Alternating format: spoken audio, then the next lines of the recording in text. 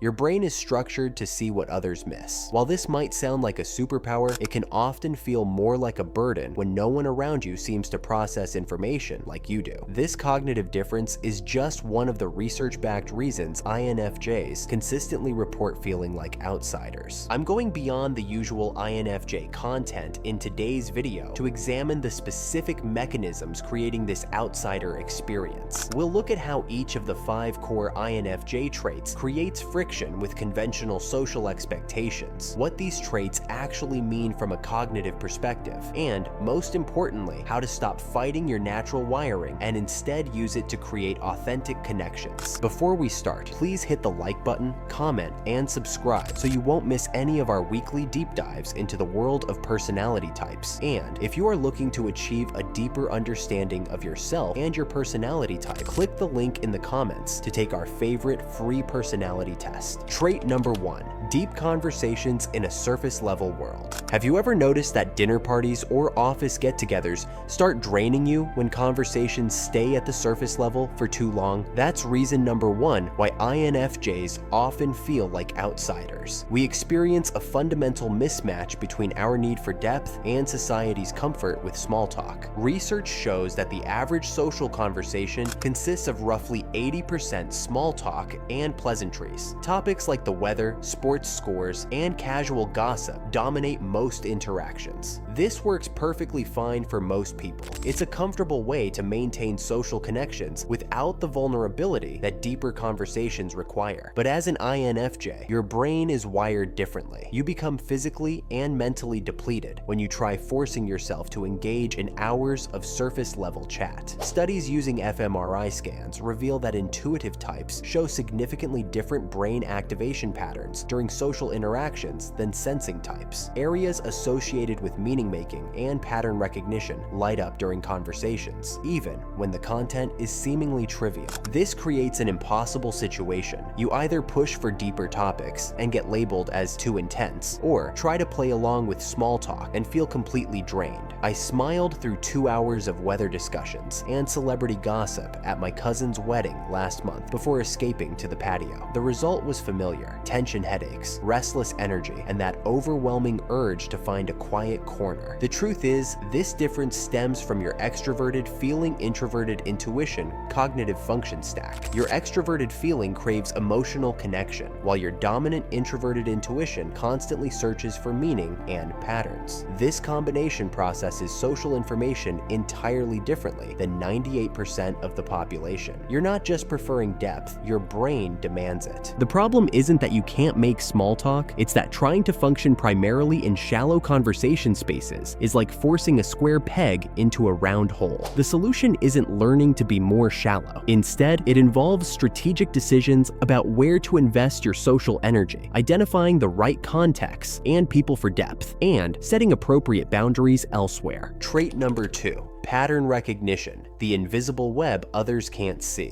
That feeling when someone dismisses your concern as overthinking, only for events to unfold exactly as you predicted weeks later. It's not coincidence or luck, it's your introverted intuition at work. Reason number 2 why INFJs feel like outsiders involves a cognitive superpower that often feels more like a burden, seeing patterns and connections that remain invisible to almost everyone else. As an INFJ, your dominant cognitive function is introverted intuition, which processes information fundamentally differently from most people. While most of society thinks in linear, sequential steps, A leads to B leads to C, your mind naturally creates a web of interconnected patterns. You see what is developing beneath the surface, perceiving how seemingly unrelated elements connect like hidden threads in a complex tapestry. Your mind assembles these threads into meaningful insights before you're even conscious of the process. The challenge emerges when you try to explain these patterns. Your brain has already made dozens of unconscious connections that feel obvious to you, but you've skipped crucial logical steps to others. You notice subtle shifts in someone's behavior, signaling relationship changes. You sense when workplace policies hint at larger organizational problems. You perceive motivations others won't acknowledge for months. This sophisticated pattern recognition happens below your conscious awareness. Your intuition processes processes information holistically, like seeing the entire forest while others examine individual trees. You assemble disparate pieces into coherent wholes before articulating how you arrived there. Society, however, strongly favors concrete, observable data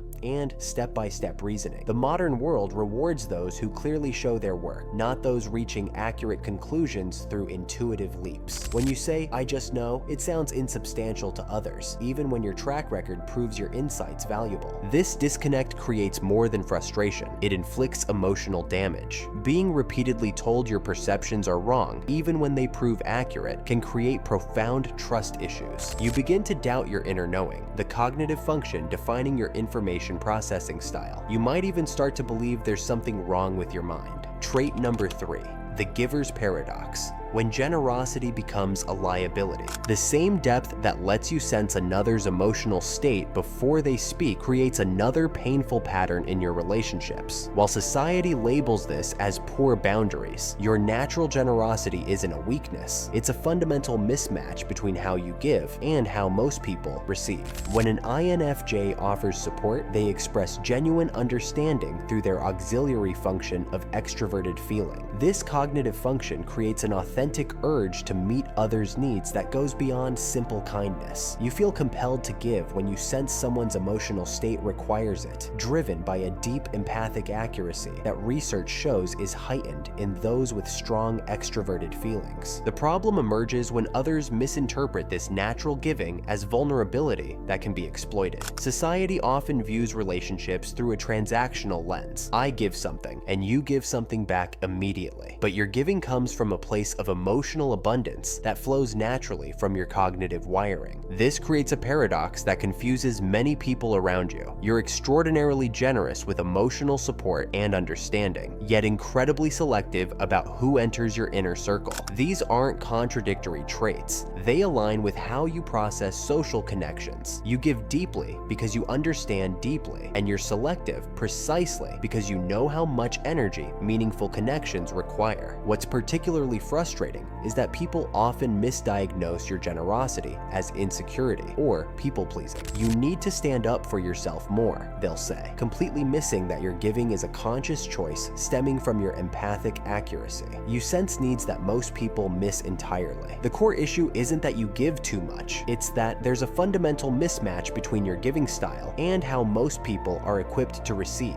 When you offer understanding at a depth, most people can't reciprocate in the same emotional currency, and relationships naturally feel unbalanced. Trait number 4. The 1% problem. When your tribe is statistically scarce. That feeling of relational imbalance points to something far more fundamental than personality quirks. It's about the cold, hard mathematics of human connection. At just 1 to 2% of the population, INFJs are playing a numbers game with staggering odds against them. Think about what this means practically. The average person might need to meet 20 to 30 people to find someone who thinks similarly, while you might need to interact with hundreds. Society often mistakes this statistical challenge for social awkwardness or being too picky about relationships. The reality is different. When most personality types walk into a room, they have a reasonable chance of encountering cognitive twins, people whose minds process information similarly. For an INFJ, finding someone who naturally understands your internal landscape is like searching for a single specific grain of sand on a vast beach, mathematically improbable through random encounters alone.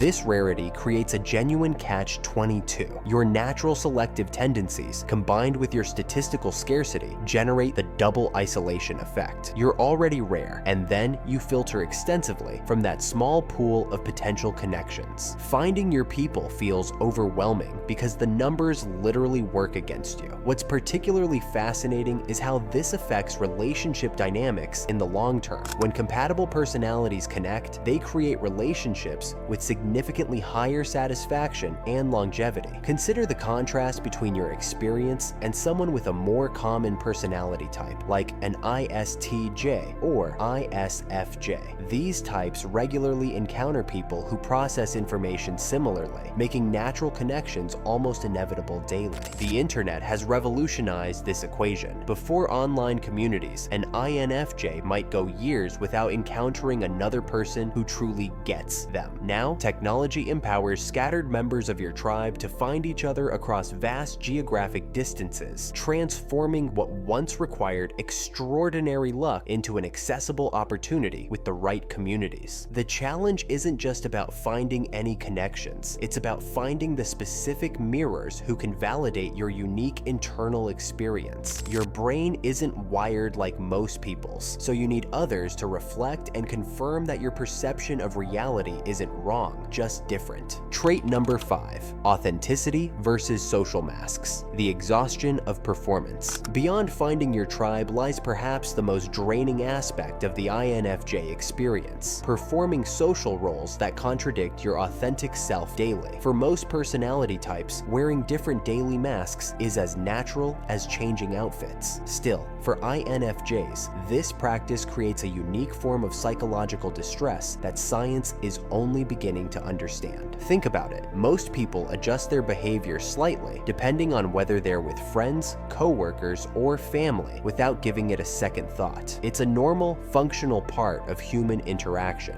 But as an INFJ, you likely experience something entirely different, a profound sense of exhaustion and moral discomfort when presenting anything other than your genuine self. What's happening here is cognitive dissonance at its core. When an INFJ presents a persona that conflicts with their deeply held internal values, it creates a psychological conflict between beliefs and behaviors. It's like wearing an ill-fitting costume that chafes your skin all day, while others barely notice their social outfits. You feel every uncomfortable seam and tight spot against your true nature. Research confirms that this experience is valid. Studies show that authenticity is directly linked to psychological well-being, especially for intuitive feeling types. When forced to maintain a facade contradicting your true self, you experience significant emotional distress that accumulates over time, depleting your mental and emotional resources far more quickly than it would for other personality types. Society expects everyone to adapt seamlessly across different contexts, to be professional at work, casual with friends, and appropriate with family. For most people, this flexibility comes naturally. However, for INFJs, each context requires a different presentation, which creates another layer of internal conflict and amplifies feelings of isolation. Instead of exhausting yourself with multiple personas, the healthier approach is to create environments where your natural authenticity is valued and limit time spent in situations requiring extensive masking. This isn't about avoiding social responsibility. It's about honoring your unique cognitive wiring and recognizing that what feels like a minor adjustment to others is a fundamental betrayal of self to you. So here's what it all boils down to. Being an outsider isn't a defect that needs correction. It's simply the natural result of your unique cognitive framework. Your distinct approach to processing information is not only valid, but also valuable. The path of authenticity isn't always easy, but when INFJs recognize their unique traits as strengths rather than obstacles, they empower themselves to build lives aligned with their intrinsic values. You're specialized, perceiving the world through a different yet essential lens. This perspective matters to you personally and to our collective evolution. In next week's video, I'll share practical strategies for leveraging your INFJ strengths in everyday situations. Your unique wiring isn't just valid, it's revolutionary. If you want to continue the journey to understanding yourself or an INFJ in your life, click either of the following videos where we continue to unlock the secrets of the INFJ personality type.